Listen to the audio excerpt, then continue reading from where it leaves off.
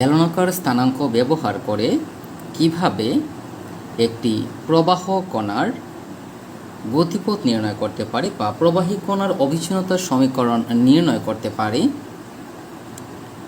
প্রবাহ কণার অবিচ্ছিন্নতার সমীকরণ নির্ণয় করতে পারি সেটা নিয়ে আজকে আমরা আলোচনা করব। তো প্রথমত আপনাকে মনে রাখতে হবে যে বেলনাকার স্থানাঙ্ক বা নলাকার স্থানাঙ্ক যখন বলা হবে সেক্ষেত্রে ডাইমেনশন হবে তিনটা, একটা আর, একটা থিটা এবং একটা হচ্ছে জেড। তো প্রথমে আমরা একটা সামান্তরিক গঠন করব এবং এটাকে আমরা একটা কৌণিক বিন্দু ধরে নেব। তাহলে দেখেন এই যে বিন্দুটা, এটা হচ্ছে কৌণিক বিন্দু, যে বিন্দু থেকে আমরা আমাদের সকল কাজটা চালিয়ে যাব। তাহলে এটাকে কৌণিক বিন্দু ধরে একটা ক্ষুদ্র কোনো সামান্তরিক গঠন করে। তাহলে এটা হচ্ছে আমাদের একটা সামান্তরিক, যেখানে এ প্রাইম সমান হচ্ছে ডেল আর, মানে হচ্ছে এ থেকে এ প্রাইম, এই যে বাহুটা, এই বাহুটার দৈর্ঘ্য হচ্ছে ডেল্টা আর। ধার মানে হচ্ছে বাহুর দৈর্ঘ্য বোঝানো হয়। তাহলে এ থেকে এ প্রাইম পর্যন্ত হচ্ছে ডেল্টা আর, এ থেকে ডি পর্যন্ত হচ্ছে আর ডেল্টা থিটা, আর ডেল্টা থিটা, এবং এ বি মানে এই যে বাহুটা, এই বাহুটার যে ধার সেটা হচ্ছে ডেল্টা জেড। ওকে, এখন আমরা এখানে তিনটা অংশক ধরব, বেগের অংশক। আচ্ছা, বেগ এবং বেগের অংশকের মধ্যে পার্থক্যটা কি?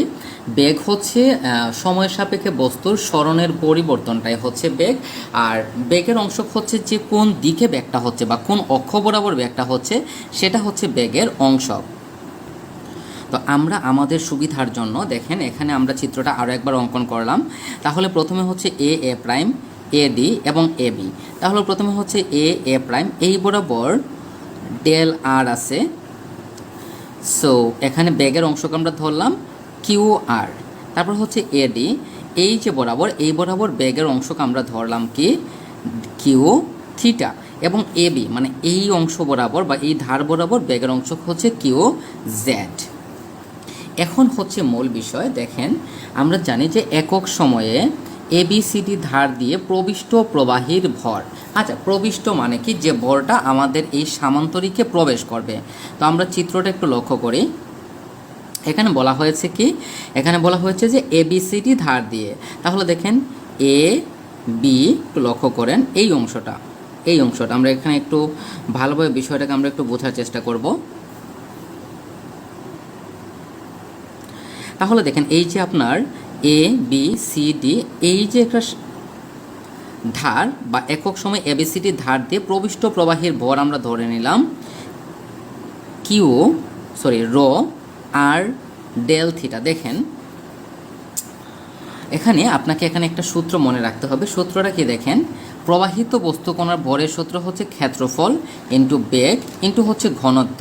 তাহলে এখানে রটা হচ্ছে ঘনত্ব, বেগ হচ্ছে কিউ আর। আচ্ছা, এখন প্রশ্ন হচ্ছে কিউ আর কেন? কারণ দেখেন এই যে আমাদের চিত্রটা, এই চিত্রের মধ্যে এই বাহুটাকে প্রাধান্য দেওয়া হবে, কারণ এই বিন্দু থেকে এই বাহু পর্যন্ত ডিস্টেন্সটা হচ্ছে কম, এবং এই বরাবর কিন্তু কি ছিল? আর ছিল।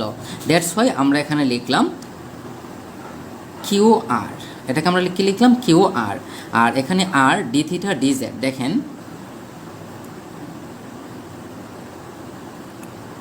আচ্ছা, এখানে একটু ঠিক করে নিচ্ছি আমরা। এখানে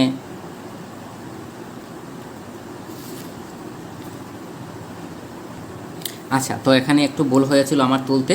এটা হচ্ছে আর ডেল থিটা। ওকে, তাহলে দেখেন এই যে আমরা এখানে একটা আয়তক্ষেত্র হয়েছে, এই যে আয়তক্ষেত্র বা এটাকে আপনি রম্বস বলতে পারেন, এটা হচ্ছে একটা সামান্তরিক, এটা হচ্ছে একটা সামান্তরিক। তাহলে দেখেন এই যে সামান্তরিকটা, এটা কিন্তু সামান্তরিক। সামান্তরিক কেন? আমরা জানি যে সামান্তরিকের বিপরীত বাহুগুলো সমান এবং কোণগুলো সমকোণ নয়। এটা একটা সামান্তরিক। আমরা এখানে কি করলাম? দেখেন যে এবিসিডি ধার দিয়ে প্রবিষ্ট প্রবাহের ভর, প্রথমে এটা হচ্ছে ঘনত্ব, এটা হচ্ছে কিউ আর। ওকে, আর এখানে হচ্ছে আর ডি থিটা ডি জেড। দেখেন এই যে আমাদের সামান্তরিকটা, এখানে কি আছে? ডেল্টা থিটা আছে, ডেল্টা জেড আছে। এখানে আমরা লিখব ডেল্টা থিটা ডেল্টা জেড। তার মানে তার সাথে যেহেতু থিটা এবং জেড এসেছে, তার মানে আর আসবে না, সেজন্য এখানে হয়ে যাবে কিউ আর এবং সামনে হচ্ছে আর। এটা দেখেন, এটা কিন্তু আর ডেল্টা আর, এই যে আর ডেল্টা থিটা আর ডেল্টা থিটা ডেল্টা জেড। তাহলে আর ডেল্টা থিটা ডেল্টা জেড, আর এটা হচ্ছে আমাদের ঘনত্ব, আর এটা হচ্ছে প্রবাহী কণার বেগ, এবং এই দুইটার গুণফলটাই হচ্ছে ক্ষেত্রফল। মানে এই অংশ আর এই অংশটাই হচ্ছে দুইটার গুণফলটাই হচ্ছে ক্ষেত্রফল। কেন ক্ষেত্রফল? দেখেন আমরা জানি ক্ষেত্রফল হচ্ছে দৈর্ঘ্য গুণ প্রস্থ, তাহলে এটা অবভিয়াসলি কি দৈর্ঘ্য, এবং এটা অবভিয়াসলি প্রস্থ, কারণ এটা বৃহত্তর বাহু, এটা হচ্ছে ক্ষুদ্রতর বাহু। ওকে, তাহলে এটা আমরা লিখে দিলাম এবং এটাকে আমরা ধরে নিলাম যে আর থিটা জেড। ওকে, এখন দেখেন এখানে কি বলা হয়েছে যে A prime, B prime, C prime, D prime. তার মানে এখন আমরা কাজ করব কোথায়? এখন আমরা কাজ করব এই অংশতে। একটু ভালো করে লক্ষ্য করতে হবে, এই অংশতে এখন আমরা কাজ করব। এটাও কিন্তু একটা সামান্তরিক, এটাও একটা সামান্তরিক। ওকে, এটা যেহেতু একটা সামান্তরিক, তো এখান থেকে আমরা কি বলতে পারি দেখেন,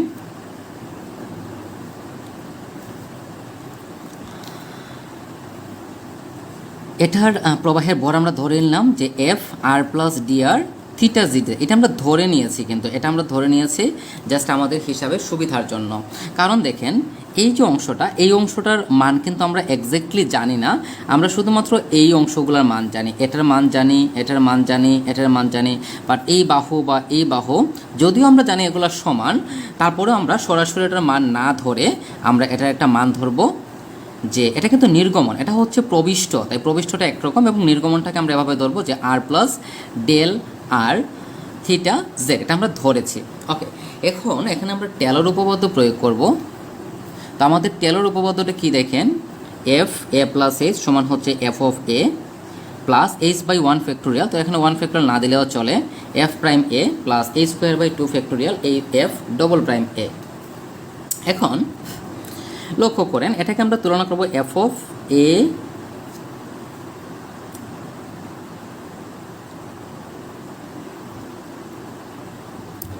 এই যে অংশটা,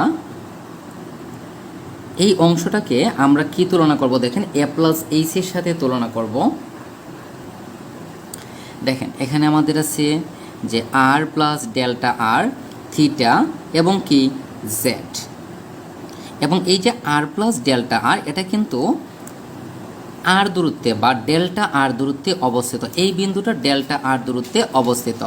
মানে হচ্ছে এখানে যে মানটা আছে, এখানে যেহেতু আর, সো অন্যদিকে এটা ডেল্টা আর দূরত্বে অবস্থিত হবে, মানে এই দুইটার দূরত্ব হতে পারে ডেল্টা আর, এরকম কিছু একটা আর কি। ওকে, তাহলে এটাকে এই যে অংশটা আর plus delta R theta Z, এটাকে আমরা টেলর ধারার সাহায্যে প্রমাণ করব। তো টেলর ধারাটা আমরা কীভাবে প্রয়োগ করব দেখেন, সরাসরি কিন্তু আপনি প্রয়োগ করতে পারবেন না। এখানে আপনাকে মনে রাখতে হবে যে আর প্লাস ডেল্টা আরকে আমরা আর ধরবো, এটা থিটা এটা জেড। তাহলে প্রথমে হচ্ছে এফ অফ ওই মান, এফ অফ ওই মান মানে এই সম্পূর্ণ অংশটা, তারপর হচ্ছে এইচ বাই 1 ফ্যাক্টোরিয়াল। তাহলে এখানে এইচ বলতে কাকে বোঝানো হয়েছে দেখেন, এখানে আর প্লাস এইচ, এটাকে যদি আমরা দুইভাবে চিন্তা করি দেখেন, এখানে আমাদের আছে F of R plus delta R theta Z. তাহলে এটাকে আমরা এভাবে চিন্তা করতে পারি যে একটা হচ্ছে আর থিটা জেড,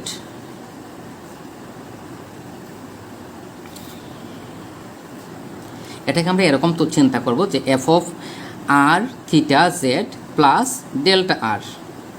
তাহলে এটা হয়ে যাবে এ এবং এটা হয়ে যাবে এইচ। এখন আমরা সূত্রটা একটু চিন্তা করে দেখেন, প্রথমে কি আছে, F of A plus H সমান হচ্ছে এফ অফ এ, তাহলে এফ অফ এই অংশটা, তারপর হচ্ছে কি এইচ বাই 1 ফ্যাক্টোরিয়াল, তাহলে এখানে এইচ বলতে delta R divided by 1 factorial F prime A, তাহলে এখানে এফ বলতে আর এর সাপেক্ষে অন্তরীকরণ, তার del del R of F, F prime A মানে হচ্ছে এ কে অন্তরীকরণ বা এফ অফ এ কে অন্তরীকরণ, এফ অফ এ যে ফাংশনটা আছে সেটাকে অন্তরীকরণ, তাহলে এটাকে অন্তরীকরণ।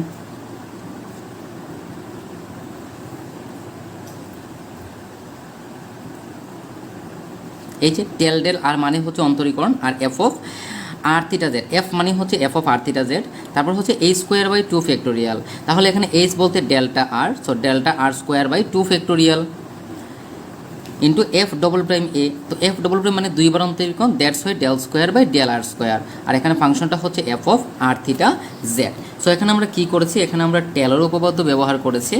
এখন যেহেতু আমরা এখানে টেলর উপপাদ্য ব্যবহার করেছি, সো এখানে আমরা টেলর উপপাদ্যের সাহায্যে, এবং এখানে যে ডেল্টা আর সেটা কিন্তু খুবই ক্ষুদ্র মান, এই ডেল্টা আরটা খুব ক্ষুদ্র হওয়ার কারণে উচ্চতর যে পদগুলো আছে যেগুলোর ঘাত 2, 3, 4, 5 এরকম মানে একের অধিক, দেখেন এখানে ঘাত হচ্ছে 1, এখানে 2, পরে হবে 3, পরে 4। তার মানে এখানে এই এক ঘাতের বিশিষ্ট পদ ছাড়া বাকি যতগুলো আছে সবগুলোকে আমরা বাদ দিয়ে দিব।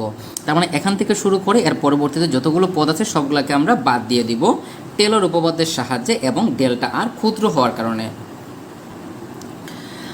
ওকে, সো আমরা লাইনটা লিখে দেবো যে টেলর উপপাদ্যের সাহায্যে এবং ডেল্টা আর খুবই ক্ষুদ্র হওয়ায় এর উচ্চতর ঘাতের পদগুলোকে আমরা অপসারণ করে নিলাম। তাহলে এরকম একটা আকৃতি কিন্তু আমরা এখান থেকে পেয়ে যাব।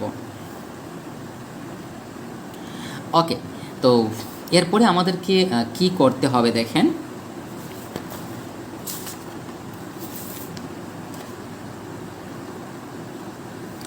আমরা যে হিসাবটা করেছিলাম সেই হিসাবটা লেফট হ্যান্ড সাইডে কিন্তু এরকম একটা পার্ট ছিল। ওকে, তো এখন আমরা কি করব দেখেন, এ বি সি ডি এবং A prime B prime C prime D prime ধারের জন্য। সো আমরা আমাদের চিত্রটা একটু লক্ষ্য করি। তো এটা হচ্ছে আমাদের এ বি সি ডি এবং এটা হচ্ছে A prime B prime C prime D prime. এখানে দুইটা সামান্তরিক আছে আলাদা আলাদা। ধারের জন্য নির্ধারিত ক্ষুদ্রগণ সামান্তরিকের বরের প্রকৃত বৃদ্ধি, মানে বর কতটুকু বৃদ্ধি পেয়েছে সেটা আমরা কিভাবে বের করব, সেটা বের করার জন্য আপনাকে দেখতে হবে যে কতটুকু বর প্রবেশ করেছে এবং কতটুকু বর বের হয়ে গিয়েছে, এবং এই দুইটার যে পার্থক্যটা হবে সেটাই হচ্ছে ভরের বৃদ্ধি। মনে করেন আমরা যদি বলি যে 10 গ্রাম বর প্রবেশ করেছে, তারপর হচ্ছে 5 গ্রাম বর বের হয়ে গিয়েছে, তার মানে বৃদ্ধি পেয়েছে কতটুকু, 5 গ্রাম, কারণ এখানে 5 গ্রাম এক্সট্রা থেকে গেল। দেখেন এটার ভেতরে যতটুকু বর আগে থেকে ছিল সেটা তো ছিলই। আমরা যদি এখানে 10 গ্রাম বর প্রবেশ করে এবং 5 গ্রাম বর যদি বের হয়ে যায় তাহলে এখানে অবশিষ্ট 5 গ্রাম বর থাকবে, মানে আগে যতটুকু ভর ছিল তার থেকে এই ভরটা কিন্তু বৃদ্ধি পাবে। তাহলে আমরা লিখব যে এবিসিডি এর মধ্যে দিয়ে প্রবেশকৃত প্রবাহের ভর minus A prime B prime C prime D prime দিয়ে নির্গমিত ভর। তার মানে এইটার মধ্যে যতটুকু ভর প্রবেশ করেছে এবং এখান থেকে যতটুকু ভর বের হয়ে গিয়েছে এই দুইটার যে পার্থক্য সেটাই হচ্ছে ভরের বৃদ্ধি, কারণ যতটুকু থাকবে অবশিষ্ট সেটাই তো বৃদ্ধি পাবে, তাই না? সো আমরা জাস্ট এটা লিখে দিব।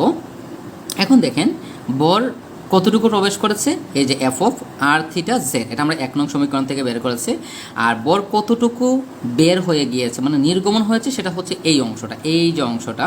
সো এটা আমরা এখানে বিয়োগ করে দিলাম। সো এটা আমরা পেয়েছি 1 নং এবং 2 নং সমীকরণ থেকে। তারপর দেখেন এই পদ আর এই পদকে অবভিয়াসলি আমরা কেটে ফেলতে পারি, তাহলে প্লাসে মাইনাসে মাইনাস এরকম একটা আকৃতি চলে আসবে, লিখে দিলাম। এখন 1 নং সমীকরণ থেকে আমরা মান বের করেছিলাম যে F of R theta Z সমান হচ্ছে এই অংশ, এটা আমরা 1 নং সমীকরণে এই মানটা বের করেছিলাম। সো এটা বসিয়ে দিলাম, তারপর এটাকে আমরা অন্তরীকরণ করে দিব। তবে এক্ষেত্রে মনে রাখবেন যে ডেল্টা আর, ডেল্টা থিটা এবং ডেল্টা জেড অন্তরীকরণ কিন্তু আর এর সাপেক্ষে, দ্যাটস ওয়াই এগুলো কনস্ট্যান্ট। এই যে ঘনত্ব এটা কিন্তু একটা পরিবর্তনশীল রাশি, আর পরিবর্তনশীল রাশিকে চলক বলা হয়।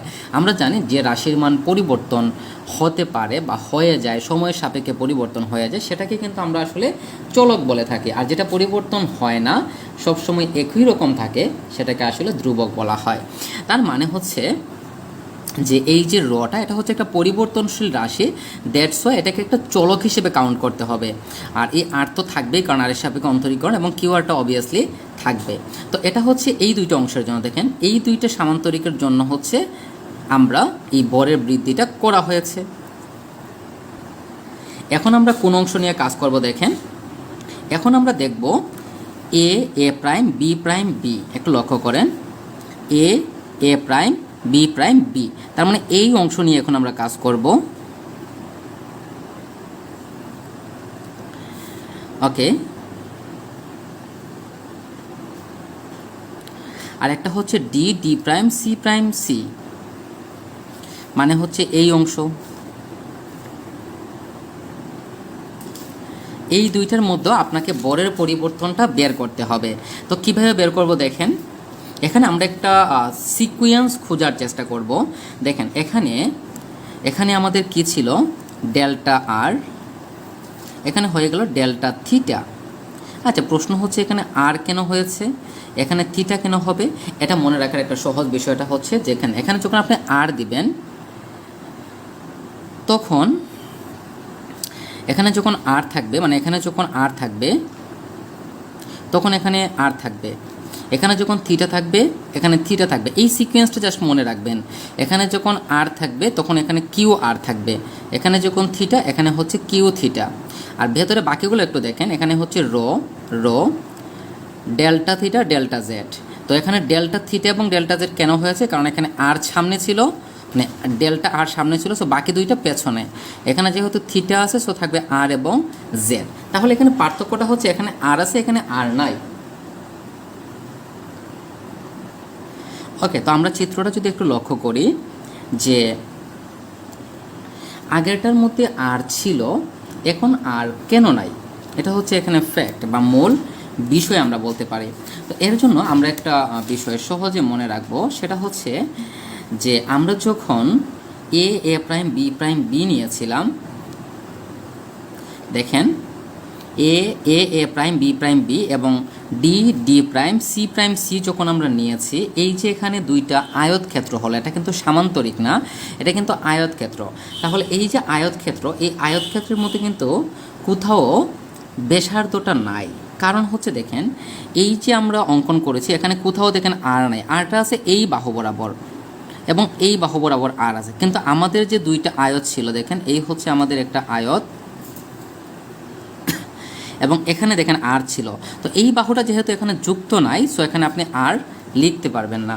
তো এখানে দেখেন আর নাই, সো এটাকে থিটার সাপেক্ষে যখন আপনি অন্তরীকরণ করবেন, তখন এই ঘনত্বটা এখানে থেকে যাবে, এই দুইটা সামনে চলে আসবে এবং এটা আমরা লিখে দিব। কারণ ঘনত্ব একটা পরিবর্তনশীল রাশি, দ্যাটস ওয়াই এটা সবগুলোর সাপেক্ষেই যখন আপনি অন্তরীকরণ করবেন, মানে আপনি যার সাপেক্ষে অন্তরীকরণ করবেন, সেখানে এই ঘনত্বটা থেকে যাবে। এরপরে আমরা কোন অংশ নিয়ে কাজ করব, দেখেন এরপরে আমরা কাজ করব এ প্রাইম ডি। তাহলে দেখেন এ প্রাইম ডি মানে এই অংশ। তো এই অংশের মধ্যে দেখেন আর কিন্তু আছে, সো এখানে কিন্তু আর থাকবে। অর্থাৎ আমরা যখন এই আয়তক্ষেত্রগুলো নিয়ে যখন আমরা কাজ করেছিলাম, তখন এই বাহুটা জাস্ট ছিল না, না থাকার কারণে আমরা আর লিখি নাই। কিন্তু এখানে দেখেন, এখানে এ প্রাইম ডি এই যে একটা সামান্তরিক, এখানে কিন্তু আর আছে। আবার বি প্রাইম মানে বি প্রাইম সি এখানে নাই, বাট একদিকে থাকার কারণে আপনাকে আরটা লিখতে হবে। তো এখানে যখন জেড, এখানেও জেড আর বাকি সব আগেগুলোর মতোই। তারপর এখানে আরটাকে দেখেন, এখানে অন্তরীকরণ হচ্ছে জেডের সাপেক্ষে, দ্যাটস ওয়াই আরটা কনস্ট্যান্ট। সো আরটাকে সামনে নিয়ে আসলাম, delta R delta Z delta theta. আর এখানে জেডকে যখন আপনি আনবেন, তখন শুধু এই রকে অন্তরীকরণ হবে আর এই কিউ জেডকে অন্তরীকরণ হবে। তাহলে এখন আপনাকে দেখতে হবে, আমরা এখানে তিনটা মান বের করেছি, তাহলে মোট বৃদ্ধি কতটুকু হয়েছে। সো মোট মানেই তো প্লাস, তাই না? সো যেহেতু আমাদের মোট মানেই প্লাস, সো সবগুলোকে আমরা যোগ করে দিব। এখন দেখেন তিনটার মধ্যে কিন্তু এই অংশটা কমন আছে, এই যে delta R delta theta delta Z, মানে minus delta R delta theta delta Z. So এটা আমরা লিখে দিলাম। তারপর প্রথম অংশ, দ্বিতীয় অংশ আর তৃতীয় অংশ, এই আর সহ আমরা লিখে দিলাম এবং এটাকে আমরা 6 নং সমীকরণ দিয়ে দিলাম। এখন সমস্যাটা হচ্ছে যে টি সময় উপাদানটিতে প্রবাহী কণার ভর কতটুকু ছিল। দেখেন টি সময়ে আমাদের যে উপাদান ছিল, সেই উপাদানের ভর ছিল, মানে প্রবাহী কণার ভর ছিল রো আর ডেল্টা থিটা ডেল্টা জেড। ওকে, তাহলে দেখেন টি সময় উপাদানটিতে প্রবাহীর ভরটা আমরা কিভাবে নির্ণয় করব। দেখেন আমাদের একটু আগে যে আমরা ভরগুলো বের করেছিলাম, সেখানে কি কি কমন ছিল একটু দেখেন, delta R delta theta delta Z. So এই তিনটা প্রথমে লিখে দিবেন।